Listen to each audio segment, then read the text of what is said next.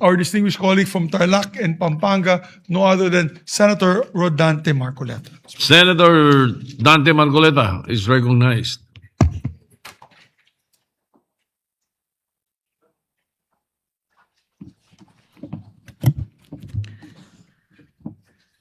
Thank you, Mr. President. Mr. President, I rise today on a matter of personal and collective privilege to clarify and stand for the truth amidst the barrage of twisted narratives thrown upon me these days. My position has always been clear. We will protect what is rightfully ours and firmly uphold our rights under international law. Any statement alleging that I said, suggested, or implied that we should give up the Calayan Island Group is completely false. I have never wavered on this principle, Mr. President, and I will not allow misinformation to distort what we all profess to die for.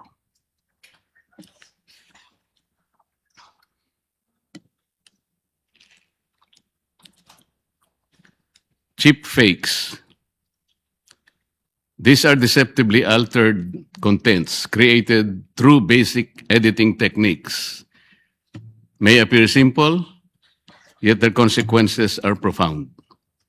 With nothing more than selective splicing, omission, or rearrangement, narratives can be distorted, reputations can be damaged, and truth itself can be compromised. It is within this context that I seek to clarify the record and confront the dangers posed by deliberate misrepresentation. Mr. President, being one of the neophyte senators in this august chamber, I brought not only my passion to serve our countrymen, but also my hard-earned integrity as a public servant. I know for a fact that government officials should not be onion-skinned. At tunay naman pong isinabuhay ko ng maging matibay ang loob ko. Dahil sa ilang dekada ko nang nasa serbisyo, talaga naman pong samut-saring batikos at pangungutya na rin ang aking natanggap. Mr. President, criticisms per se are understandable, but intentional distortion of statements is clearly unacceptable. On 4 February 2026, the Commission on Appointments held a hearing for the confirmation of the ad interim appointments of the members of the Armed Forces of the Philippines.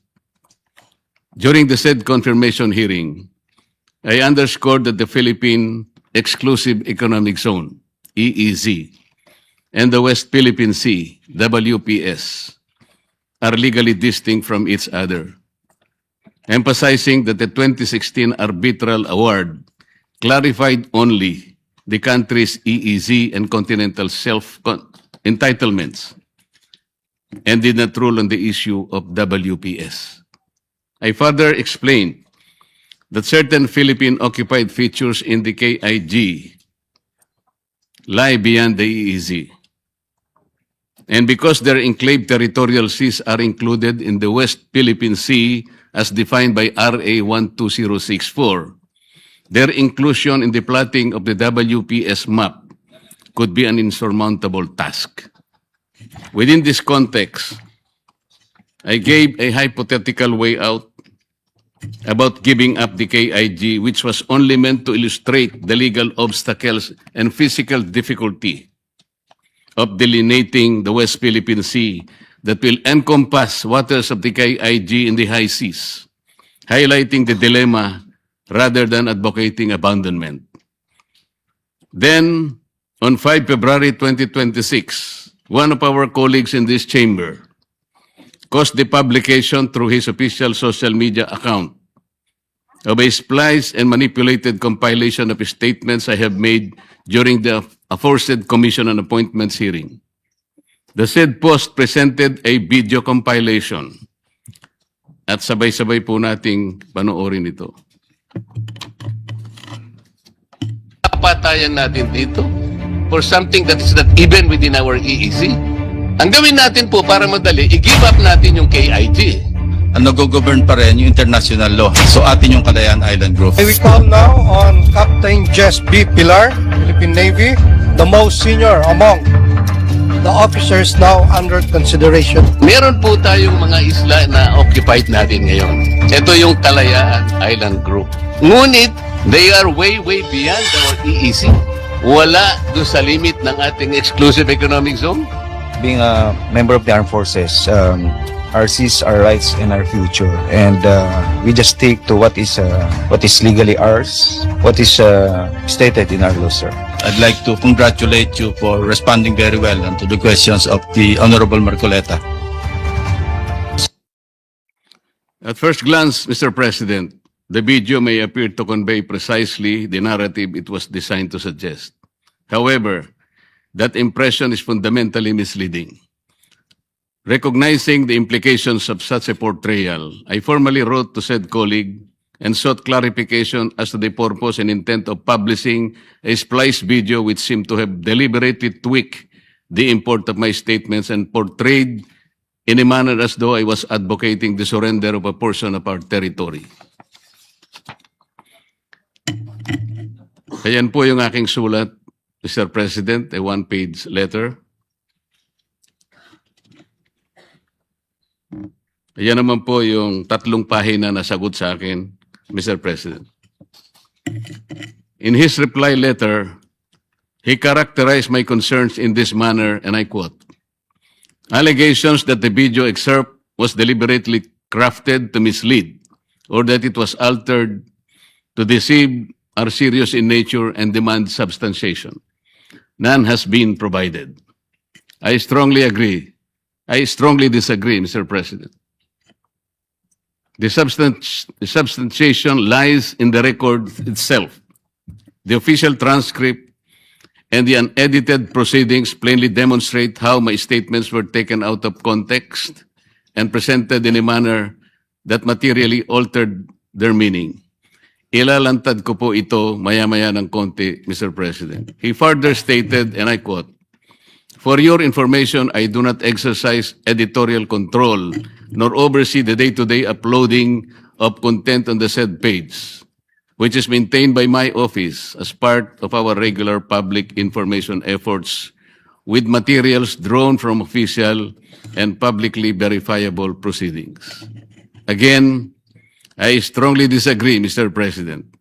Even if he does not exercise direct editorial control, responsibility still lies with his office for ensuring that the materials they publish accurately reflect the context and intent of the proceedings.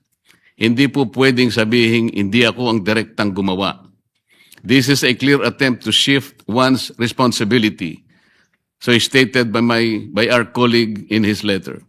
Sa batas at prinsipyo ng pamamahala, may tinatawag na command responsibility.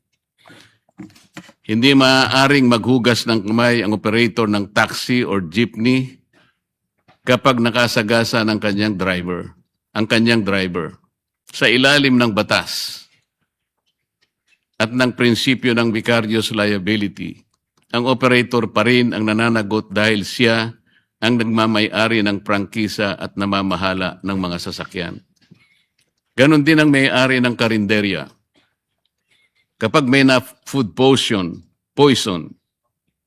dahil sa pagkaing inihain, hindi niya maaaring ituro ang kusinera at sabihin siya ang nagluto. Sa mata ng batas, ang may-ari ng karinderya ang may pananagutan sa kalidad at kaligtasan ng pagkain.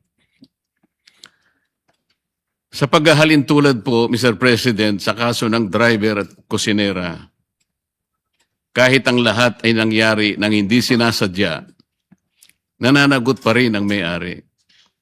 Sa kaso ng splice video, na maliwanag namang sinadya, lalong dapat managot ang may-ari, lalo pa kung siya ay talaga namang sangkot sa paggawa nito. Lastly, said colleague maintained that the video merely reflects what was posted in the Commission's official broadcast, and I quote, "Be that as it may, An objective viewing of the subject video would show that it is merely an excerpt from the official live broadcast of the Commission on Appointments hearing. Again, I strongly disagree, Mr. President. The truth is, it is a corrupted excerpt taken from the official live broadcast of the Commission on Appointments, presented in a way that selectively edited or rearranged my words for the purpose of distorting the meaning and misleading the people. Mr. President, his explanations do not address the central issue. The concern is not the source of the footage, but the manner in which it was spliced and deceptively presented. Appearances, as we know, can be engineered. The compilation was not an honest representation of the proceedings. What was shown was not the substance of the discussion, but manufactured impression. One that rearranged fragments of my remarks to create a meaning I neither intended nor expressed. Mr. President, kung ang simpleng pahayag nga ay nabibigyan ng iba't ibang interpretasyon, depende kung sino ang nakakarinig. Paano pa kaya ang pinagsama-sama at pinagtagpi-tagping piraso ng salaysay? Hindi ba't mas maraming malilihis sa tunay na konteksto at mensahe na nais maiparating? These statements were maliciously lifted, compiled, and used without consideration of its context. The complete transcript of the hearing would clearly show that there was no intent to surrender our rightful territory. As I previously said, it was only to illustrate the Herculean task of delimiting the West Philippine Sea in relation to the enclave territorial seas of each of the occupied and claimed features in the Calayan Island Group, most of which lie in the high seas. Mr. President, in the interest of transparency and fairness, I will be presenting the original video excerpts from which the circulated clips were taken, alongside the edited compilation that was posted on our colleague's official page, and the pages of the transcript where it was lifted from. By laying them side by side, we and the public will clearly see how particular statements were extracted from different portions of the hearing and rearranged in sequence to construct a narrative that did not exist in the actual exchange. The comparison will demonstrate in concrete terms how selective cutting and reordering of remarks can transform a hypothetical illustration into what falsely appears to be a categorical position. In doing so, I seek clarity so that the record may speak for itself, complete and unaltered.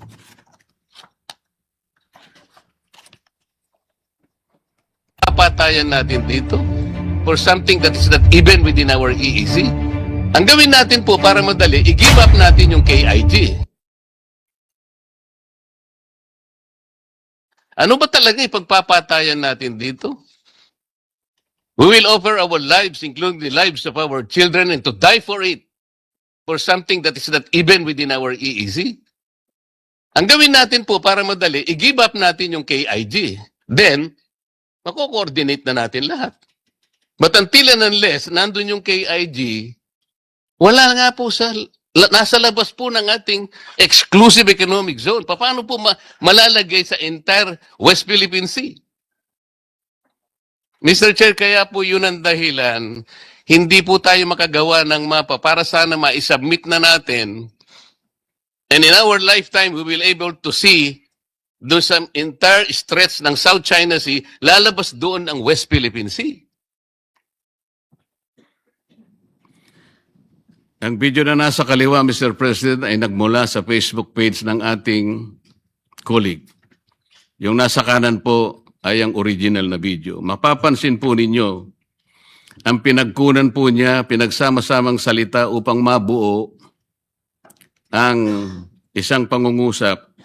Katulad po ang nakalagay sa yan pong nakikita ninyo, yung kulay pink po sa baba, nakalagay, Senator Marcoleta, ano ba talaga ang pinagpapatayan natin dito for something that is not even within our EEC? Ang gawin po natin para madali, i-give up natin yung KIG. Tingnan po ninyo yung mga mga phrases, mga parirala, mga salita na nakukulayan ng yellow. Doon po niya kinuha lahat yun at pinagdugtong-dugtong. Yung una pong nasa yellow ay page 22, line 9. Yung CCA live timestamp po ay 10649 to 10652. Yung pangalawa pong nasa yellow at yung pangatlo page 22, lines 10 to 12. CA live timestamp 10658, 10704. Diyan po ninyo makikita na pinagdugtong-dugtong lang po ang aking sinabi para sa ganon makapagporma ng isang pangungusap na mag-iiba ang kanyang kahulugan. Ang pahayag kong ito, Mr. President, ay matatagpuan sa page 22, line 9 at lines 10 to 12 ng CA transcript of stenographic notes noong ika-4 na Pebrero kung saan tinanong ko sila kung alam na ba natin ang ating coordinates sapagkat ang ating mga kasamaan sa armed forces ay nakikipagpatayan upang proteksyonan o protektahan ang ating teritoryo kahit na wala pa tayong kasiguraduhan sa hangganan nito.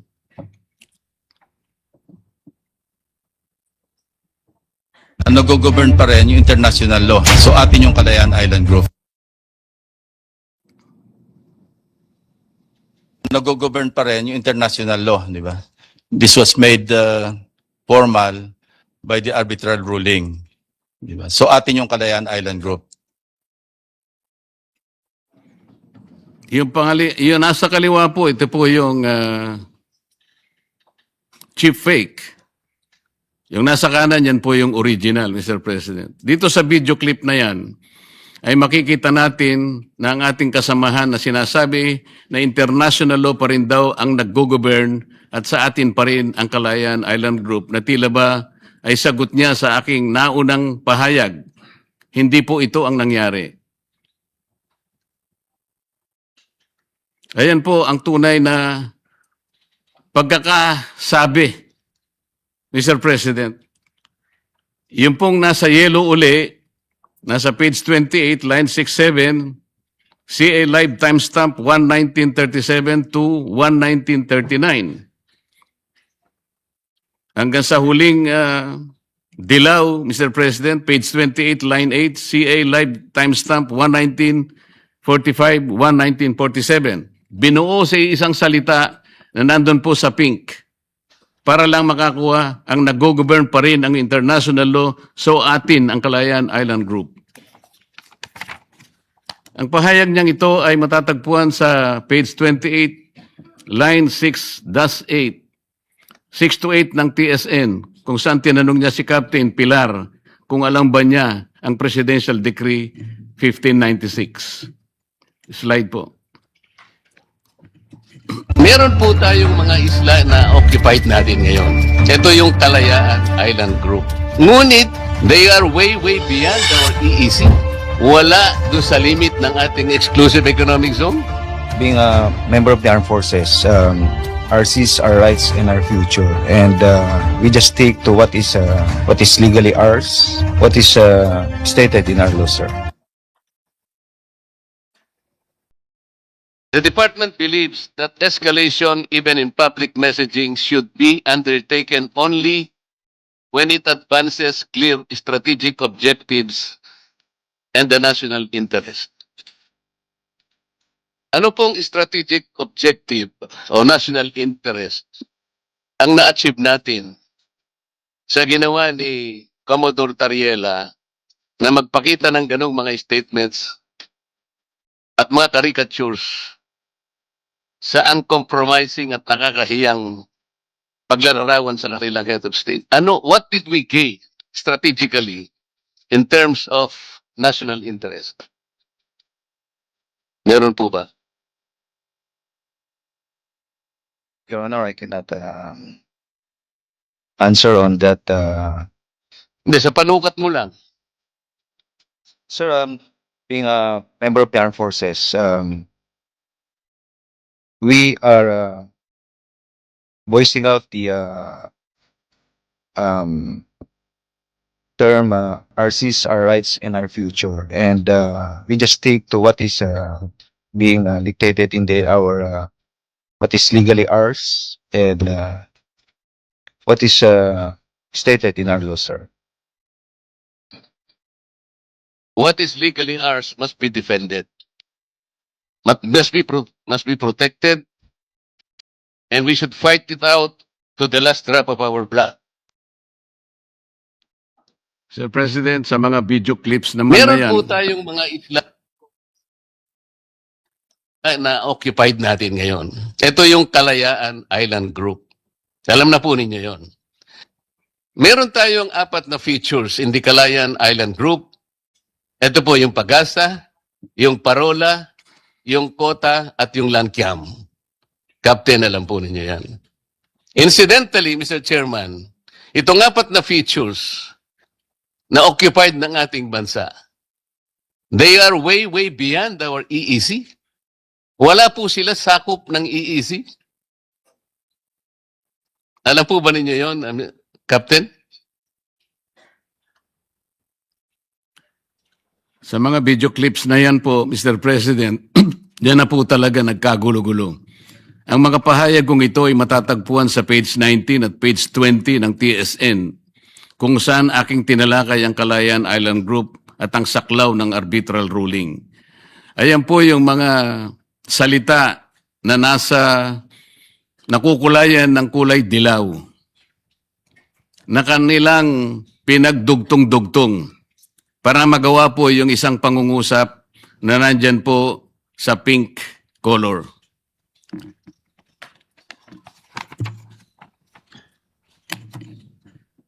Ayan po, yung page 19, line 58. Nandyan na naman po yung 3 nakakulay na mga pahayag ko at pagkatapos pinagdugtong-dugtong uli para makakuha ng isang salita na nakukulayan sa kulay rosas. Makikita natin kung paano po nila pinaghalo-halo ang mga pahayag, Mr. President. Some words taken from page 22 of the TSN, the others were from page 28 at another from page 19. Hindi lamang po yan, iba-iba rin ang pagkakasunod-sunod ng pahayag kong ito sa page 19 ng TSN. Merong nasa line 25, biglang pumunta sa line 21, tumalon sa lines 7 to 8 at nasa page 20 at muling bumalik sa lines 5 to 8 ng page 19. Incidentally, Mr. Chairman, itong 4 na features na occupied ng ating bansa, they are way, way beyond our EEC. Wala po sila sakop ng EEC. Meron po tayong mga isla na occupied natin ngayon. Ito yung Kalayaan Island Group. Ngunit, they are way, way beyond our EEC. Wala doon sa limit ng ating exclusive economic zone. Being a member of the armed forces, our seas, our rights, and our future, and we just stick to what is legally ours, what is stated in our law, sir. Napansin po ba ninyo, Mr. President? Doon sa original, yun po yung bandang kaliwa, at saka yung kanan, bandang kanan, nagsingit sila ng isang salita ng ngunit para pagdugtungin po ang isang statement. With the insertion of the word ngunit, what was supposed to be a mere informative statement on the arbitral award suddenly evoked a negative connotation because it was connected to the KID, somehow portraying as if I was asserting that we cannot exercise sovereignty over the features outside the EEZ. It created an unwarranted sense of contradiction or mischaracterization, distorting the legal point I intended to emphasize.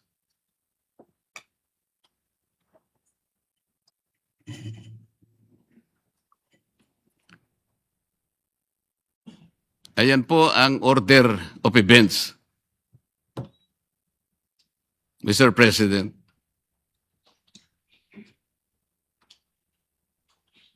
Do sa version po na cheap fake, ayan po yung 10649 to 10737. At ang timestamp po sa CA's live feed 11937, 11947, 1017 to 10145, tsaka po yung 57, 51, and 5916. Mr. President, malinaw sa slide na ito kung paanong pinag-iba-iba ang pagkakasunod-sunod ng mga video clips. Nagmula ang mga pahayag sa iba't ibang timestamps kung saan iba't iba rin ang pinupunto ng bawat isa. Bakit pa kailangang paghalu-haluin ang aking mga sinabi at sadyaing magsingit pa ng isang salita sa aking pahayag? Sa mismong pagmamaniobra na ito, malinaw na may layuning baluktutin ang simpleng kahulugan ng aking sinabi. Ang salitang ngunit na kanilang isiningit para dugtungan ang isang pangungusap ay malinaw na matatagpuan sa page 19 ng TSN. Ipinalalabas nilang ito'y tuloy-tuloy kong sinabi, gayong sa opisyal na record ay malinaw na magkakahiwalay ang aking mga pahayag. Ang ganitong pag-edit at hindi simpleng pagkakamali lamang. Bagkus isa pong buktot na planadong pagkilos at tuwirang pagpapalit ng konteksto na nagpabago sa kahulugan ng aking mga ipinahayag. If we take into account the entirety of my discussion, Mr. President, the statements clearly express a theoretical choice, if only to illustrate the legal conundrum in connecting the maritime areas of the KIG features and not an advocacy of surrender, abandonment, or renunciation of any part of Philippine territory. But this was not the account in the edited material used as a contraption. Although the statements were indeed made during the hearing, the video he posted on his Facebook account was a spliced and reordered version that deliberately rearranged my remarks to cast me in a negative light. By selectively cutting, fragmenting, and reassembling portions of my statements out of their proper sequence and context, he fabricated a narrative that is intentionally deceptive.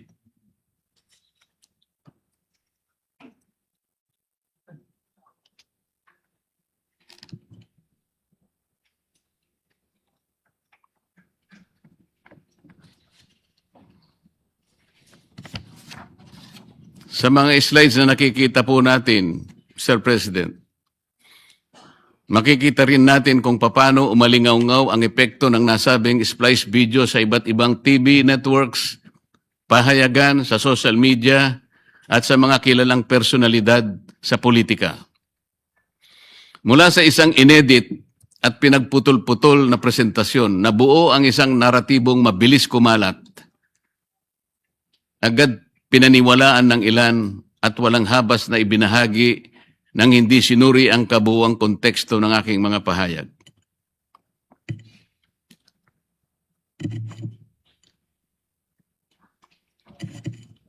At noong 16 ng Pebrero 2026, kagaya po ng nakikita po nyo, muling naglathala ang nasabing colleague sa kanyang official website at sa kanyang Twitter account tungkol sa aking plano na pagsasampa ng ethics complaint na tila ba may pangungutya pa nang sabihin niyang hindi raw siya marunong mag-splice ng video at kung maaari ay turuan pa siya.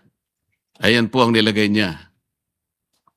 Ang ganitong pahayag na wari pagbibiro ay isa lamang paraan ng pag-iwas, ngunit halata naman na ang paratang ay hindi naitanggi. Ginoong Pangulo, kahit pa marunong akong mag-splice o mag-edit, kailanman ay hindi ko ituturo kung ito ay gagamitin sa kamalian na magdudulot ng kalituhan o kapahamakan sa aking kapwa. Ang sabi nga niya, ang tama ay ipaglaban, ang mali ay labanan. From his own words, his own slogan, his own political battle cry, let us walk the talk, Mr. President. He did not stop at posting the splice and misleading video. He continued to publish and disseminate statements on the same issue, repeatedly insinuating that I intended to surrender a portion of the country's territory, portraying me as a villain and himself the hero. Ang kulit. In his interview with DCBB 594, February 5, 2026, posted on his official YouTube account, he once again talked about the same topic. Ito po ang sinabi niya.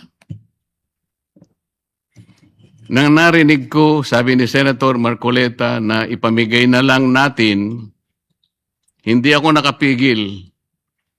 Doon, kailangang liwanagin natin kasi atin yan. At may basihan kung bakit atin yan. Sabi niya sa labas ng EEC, di ko matanggap yan kasi nandoon na may mga Pilipino sa Pag-asa Island.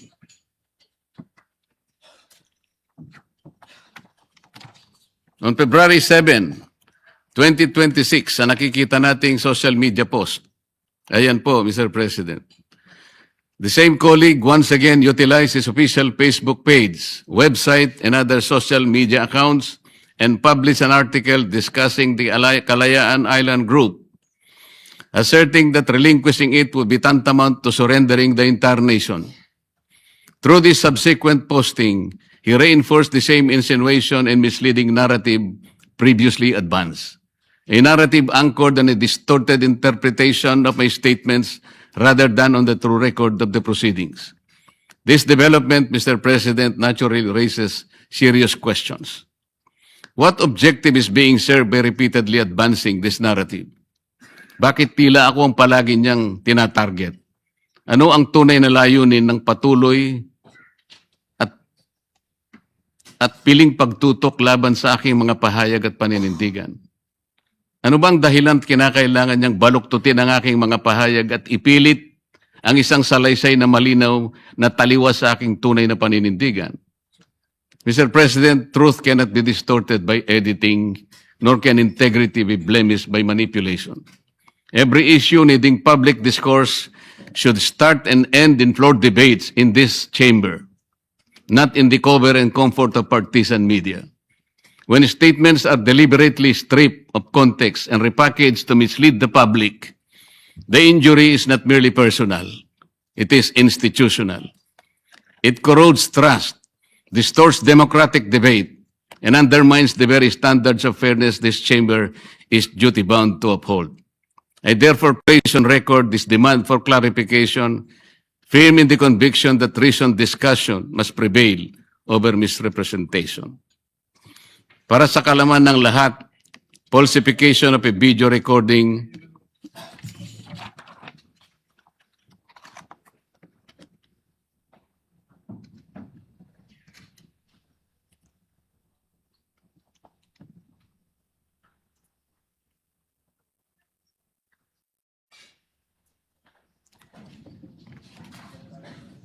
the deliberate manipulation, alteration, or fabrication of a video output to deceive, misrepresent, or to create false evidence.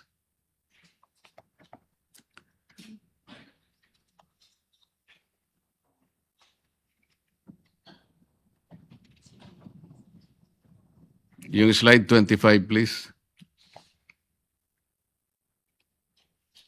Ayan po. Mr. President, these are not trivial matters. Legal repercussions can arise. For when public platforms such as Facebook and YouTube are used to amplify misrepresentations, the consequences extend beyond individual reputations and risk misleading the very people we are sworn to serve. Such acts may constitute violations of Cybercrime Prevention Act of 2012, particularly under provisions of penalizing online libel and the spreading of false information through video forgery and tampering. Lest we forget, the sacred wordings of the PMA Honor Code and Honor System, so ingrained in the hearts of every cadet, are cast in stone. Let me quote this, Mr. President. The Honor Code is our pride as it is our heritage. We will hold its trust long after we have left the gray line. We will be guided by its principles of fearless truth regardless of consequence, a sine qua non in our profession of arms. Our code does not deviate from the universal concept of honor. It demands the truth, nothing else but the truth, both by act and implication.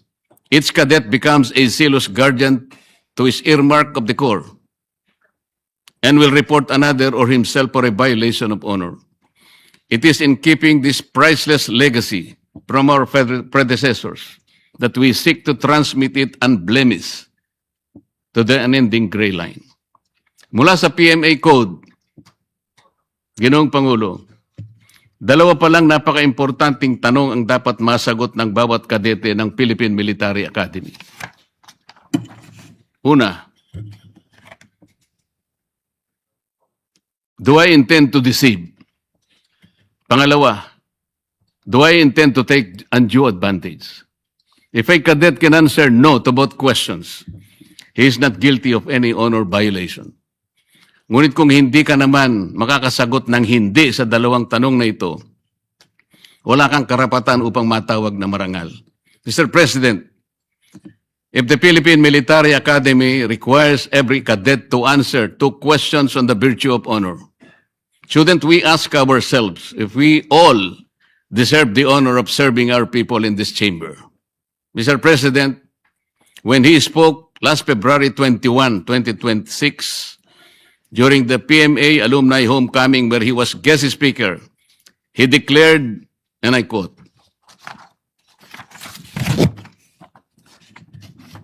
"If the test of courage and loyalty transpires during times of danger, integrity is tested in positions of power and influence, especially when no one is looking."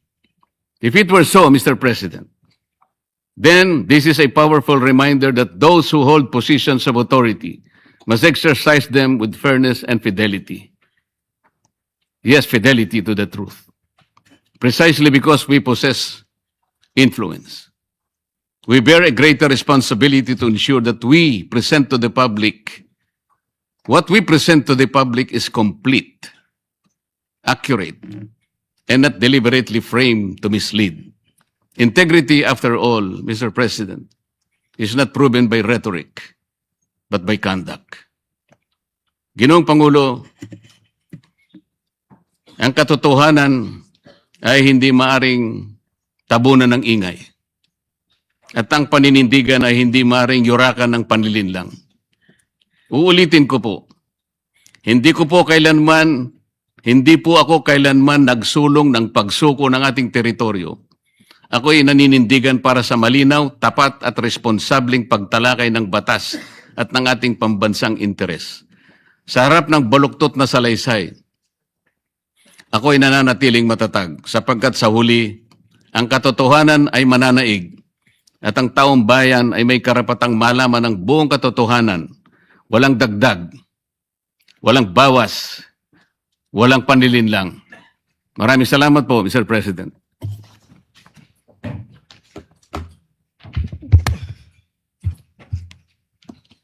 Yes, Senator Amy Marcos, you recognized. Thank you very much, Mr. President. It's simply by way of manifestation as a member of the Committee on Appointments. I was present during the hearing narrated by our colleague, Senator Marcoleta, and I vigorously attest and corroborate to the accuracy and truth of his statement of facts and the consequent misleading, whether carelessly or maliciously, interpretation that followed. Thank you. Majority Leader. I move that we refer the privileged speech of the good gentleman to the Committee on Rules, Mr. President. Any objection? Hearing none. So referred.